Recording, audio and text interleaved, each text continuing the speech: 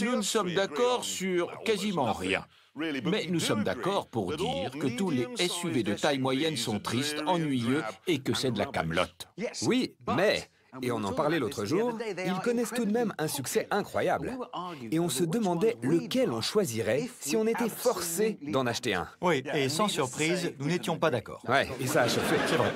Ça a pas mal chauffé et pour régler ça, nous avons décidé d'emmener The Grand Tour au Canada. Non, c'est faux.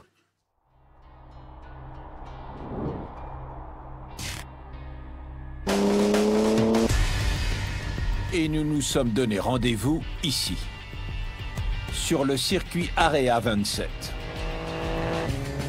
Le tracé a été dessiné par une ancienne star de la F1, Jacques Villeneuve. Et c'est un joyau caché.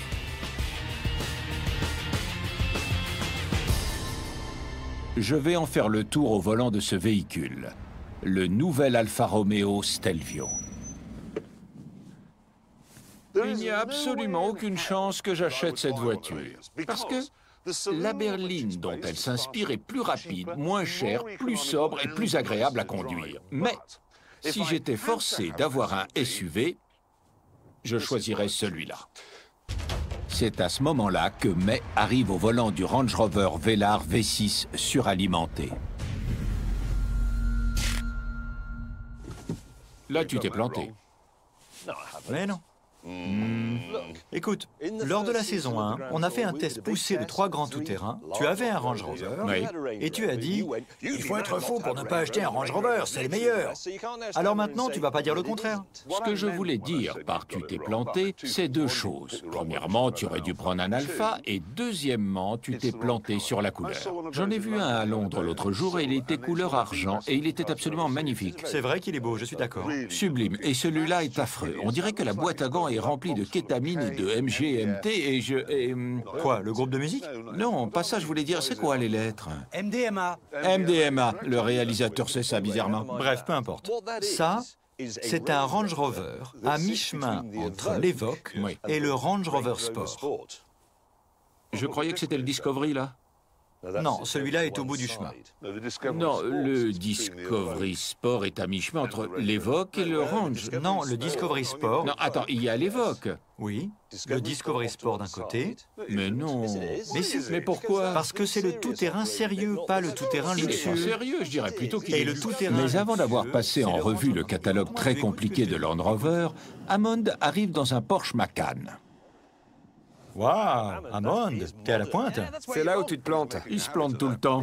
Ça, c'est le nouveau Porsche Macan Turbo avec pack performance. Il y a 40 chevaux de plus que sur le modèle standard, ce qui fait 434 au total. Plaît-il?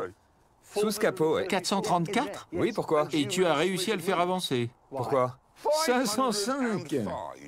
Chevaux italiens, on sait ce que c'est. Ça peut être des pur sang arabes ou des poneys, mais ça, ce sont des chevaux allemands. Combien de couples? 600 Nm.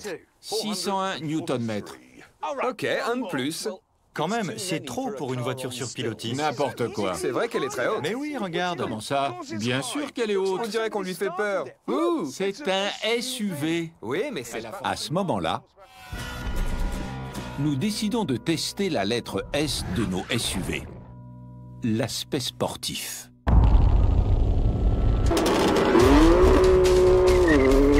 Nous commençons par envoyer sur le circuit une berline sportive, la BMW M3, pour obtenir un chrono de référence.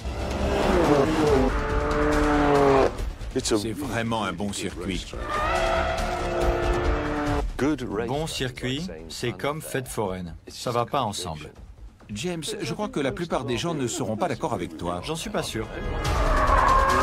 Ça y est, le voilà. Le voilà. Et... 2 minutes 26 secondes. Et James May va maintenant échouer à battre ce temps dans son Range Rover Velar.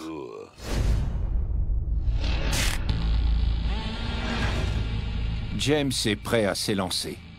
Mais il y a un problème. Vous m'entendez dans la BMW? Est-ce qu'on peut enlever la BM marron de la piste? Les clés sont à l'intérieur. Comment il a pu faire un tour? Je sais pas. Parce que si c'est un système sans clé, si quelqu'un sort avec la clé et que le moteur tourne... Non, le moteur s'arrête. Non. Quoi? Non, sinon elle s'arrêterait sur l'autoroute. Par contre, tu peux pas redémarrer. Et pendant ce temps-là, j'oublie le tracé. Au bout de la ligne droite, virage à gauche, et ensuite, c'est le brouillard. Qui a la clé? Allez, il y en a forcément un qui est allé près de la BMW. Où est la clé? Vous avez regardé dans vos poches? Comme la clé est introuvable, il ne reste plus qu'une solution. Oubliez la sécurité et débutez quand même le tour de piste.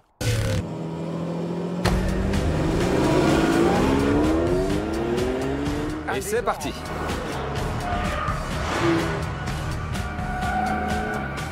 Alors, comparé à Tic et Tac, j'ai moins de puissance, moins de couple, je mets plus de temps pour aller de 0 à 100 et j'ai une vitesse maximale moins élevée. Mais c'est moi qui ai le plus grand nombre de vitesses, 8. Et ça, c'est parfait pour s'embrouiller. Qu'est-ce qui se passe là? Aucune idée. Tu sais, une des raisons pour laquelle cette voiture va être très lente, c'est le pilote. Oui, relation de cause à effet. Dans les plus gros Range Rover, la puissance est répartie à 50-50 entre le train avant et arrière. Sur celui-là, il y en a davantage à l'arrière, ce qui le rend très sportif. Mais il peut transférer de la puissance à l'avant quand on fait du tout-terrain et qu'on a besoin de traction ou quand je foire mon virage. Tu sais ce qu'il a fait le week-end dernier? Il a traversé Londres pour emmener sa petite amie au Victoria and Albert Museum pour voir une exposition de contreplaqué.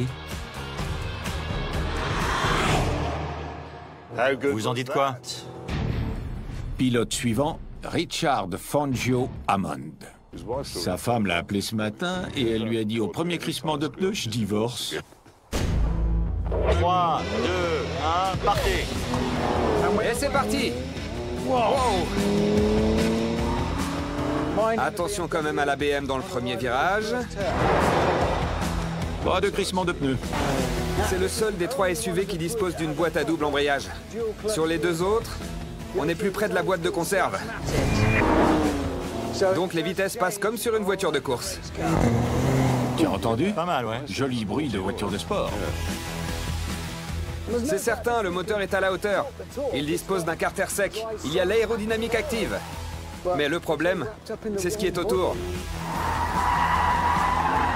Le roulis est énorme. Impossible de trouver de l'adhérence. Ce sont des crissements de protestation, pas des crissements de joie. Hammond bat son record. Il termine un tour sans le moindre accident. Enfin, c'est le tour du Stelvio. 3, 2, 1, partez! Quel démarrage en trombe! Et il rentre dans la BM! Le V6 biturbo qui se trouve sous ce capot, c'est une merveille. Il n'y a pas d'autre mot. La carrosserie est en aluminium. L'arbre d'hélice est en fibre de carbone. Celui-là a tous les ingrédients d'une voiture de course. Et il est rapide. C'est de loin le plus rapide des 3. 0 à 100 en 3 secondes 9. Vitesse maxi 285 km/h. Dans un SUV. En ligne droite, il atomiserait la M3. Mais ce circuit n'est pas une ligne droite. Ce qui cause quelques soucis. Oh, le plus gros problème, c'est la direction. Elle est aussi sensible que sur une berline, et c'est beaucoup trop pour une voiture de ce type. Oh.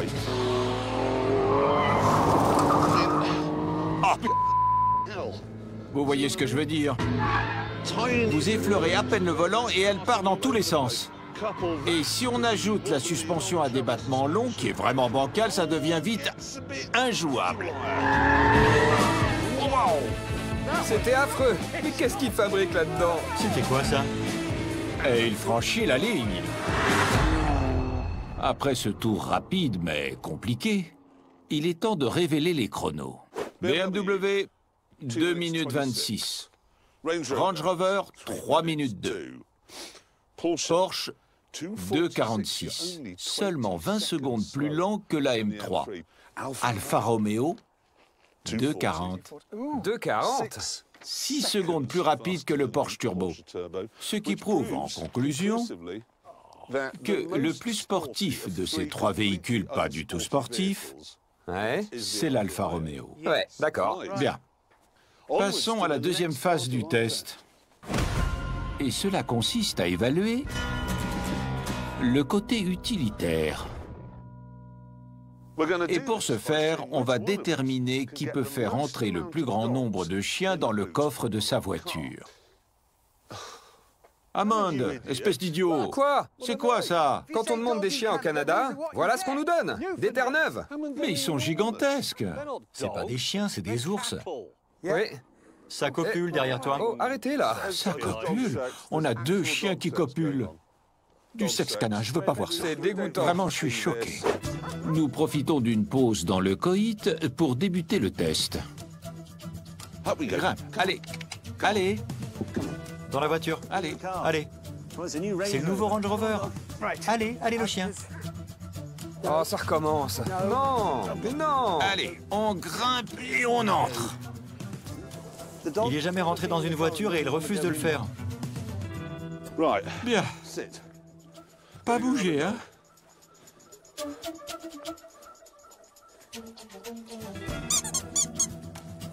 Donc de la bière pour chien. Aïe. Oui. Pas bouger. Non seulement l'Alfa Romeo est le plus sportif de ces véhicules, mais comme vous pouvez le voir, il peut accueillir sans problème un couple de chiens.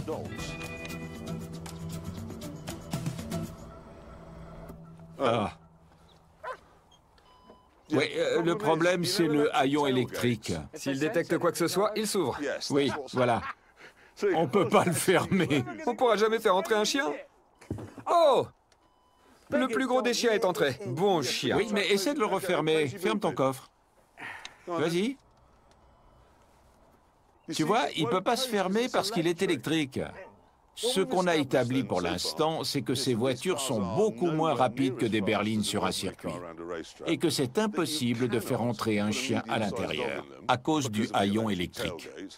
Et ça les abîme parce que les pare-chocs sont peints et il y a de la moquette dans le coffre arrière. Et c'est la fin de ce test capital. Désolé. Nous effectuons ensuite un court trajet pour commencer le 3e test. Nous allons déterminer si nos voitures sont de bons véhicules. Et pour y parvenir, nous allons voir si nos voitures sont meilleures qu'un cheval.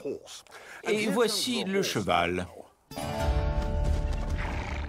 Il est monté par une certaine Mein Kampf. C'est Maddie. Quoi? Elle s'appelle Maddie. M'a dit, Mein, c'est la même chose. Non. Tu sais, mon Range Rover est meilleur que ce cheval sur tous les plans. Ah, tu crois? Oui, c'est sûr. Vraiment? Bien sûr, parce qu'il ne se trémousse pas quand on s'assoit dedans. Il ne démarre pas tout seul à pleine vitesse. Il ne dévie pas de sa route pour manger un truc ou pour renifler les fesses d'un autre Range Rover. Oui, j'entends bien. Mais l'idée, c'est qu'on essaie de déterminer si nos voitures sont plus rapides que ce cheval dans cette arène.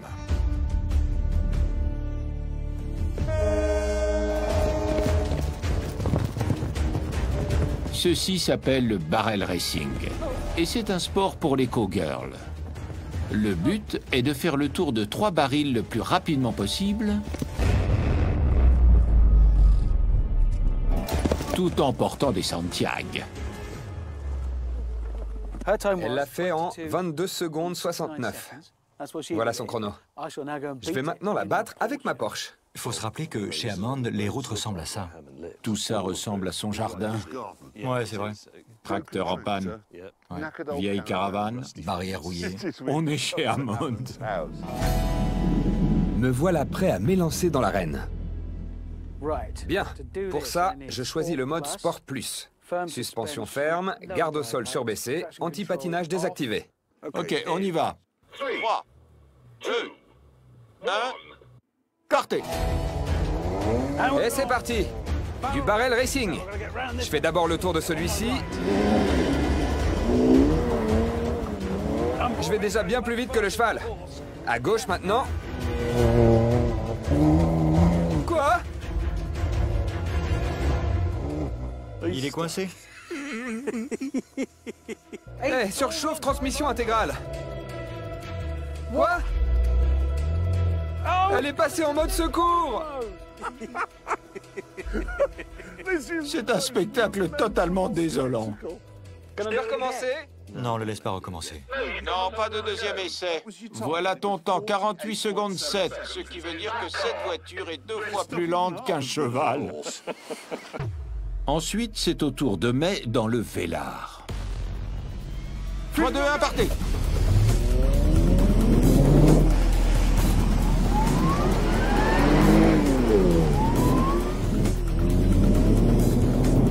Il s'est pas perdu? Non, tout va bien. Vraiment, je croyais qu'il allait se perdre. Oh Seigneur, il va me battre. Allez, Oh non! il avance pas. Il trouve pas le portail? Il trouve pas la sortie? C'est quoi ce cirque? Alors, dis-moi qu'il est plus rapide que toi. J'ai fini. 40-78. Tu veux aller te suicider? Oui. Enfin, c'est mon tour. Et j'ai une idée de génie. Voilà ce à quoi les deux autres n'ont pas pensé. Utiliser le frein à main, faire chasser l'arrière. Eh oui. Dans 3, 2, 1, partez. Le voilà. Prêt pour le frein à main? C'est parti. Oh. Il a tenté un virage au frein à main, mais il est électrique. Il s'est arrêté net. Le frein à main électrique, c'est aussi nul que le haillon électrique. Oh non! Non, je suis en mode secours. Panne transmission intégrale. Tout a lâché. Il est presque arrêté. Regardez, je suis pied au plancher. Je suis à fond et j'avance pas. On frôle le ridicule, il est toujours pas sorti. Et ça y est. Saleté. C'est quoi mon temps? Tu l'as fait Oui. en Oui. 45-44. Alors James May est le plus rapide? Ouais, Et je suis le deuxième plus rapide. oui. Une fois ce test terminé, il est l'heure de conclure. On a prouvé que les SUV ne sont bons ni pour le sport, ni pour l'utilitaire. Et que si vous voulez un véhicule, vous feriez mieux de prendre un cheval. Et sur ce, retour à la tente. C'est important. Très important. Exact. La vérité, c'est qu'on pensait s'arrêter là. Mais Monsieur Wheelman avait d'autres idées. Donc nous y reviendrons plus tard. Oui, c'est vrai. Mais désormais, il est l'heure de marcher dans une crotte de parlotte sur Conversation Street. Aïe, aïe, aïe, ouf, aïe, aïe, aïe. Ça détend. Bien, j'aimerais rester quelques instants sur les SUV parce que 25% des voitures neuves vendues en Grande-Bretagne sont des SUV.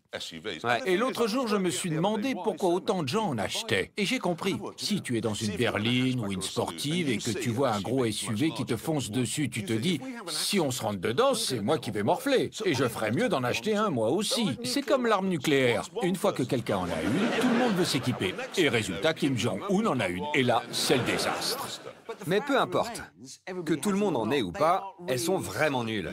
Dès qu'on a demandé à l'Alpha ou au Porsche de faire un peu de tout-terrain dans cette arène, ils ont paniqué et ils sont passés en mode secours. C'est vrai. Je crois qu'il y a trop d'électronique dans ces voitures. Exact, c'est vrai. La transmission intégrale est idiote et le frein à main ne fonctionne pas. Non. Et le haillon, comment on fait pour transporter son chien dans ces voitures? Je ne sais pas, ça paraît impossible. Si vous passez la main pour tenir le chien, ça va détecter votre bras. Ouais. Il faudrait donc faire le tour et tenir le chien contre le siège. Mais là, tu peux plus fermer le coffre. Oui, et le temps de ressortir, votre chien est tout seul dans le coffre avec un haillon ouvert. Oui. Et ce qu'on demande au chien, c'est de rester seul dans une pièce qui rapetisse. Ça va pas lui plaire, il va s'en aller. C'est ça, je ne vois pas de solution à ce problème. Non, il y a une manière de le faire. Il faut mettre son chien dans le coffre et lui tirer une fléchette tranquillisante. Comme ça, il se repose un peu. Oui, James, on pourrait faire ça. Sinon, tu achètes une voiture avec un haillon manuel. Ouais, ce sera moins cher, plus léger, plus rapide et plus facile. Comme ça, c'est clair. N'achetez pas de SUV. Ils sont nuls.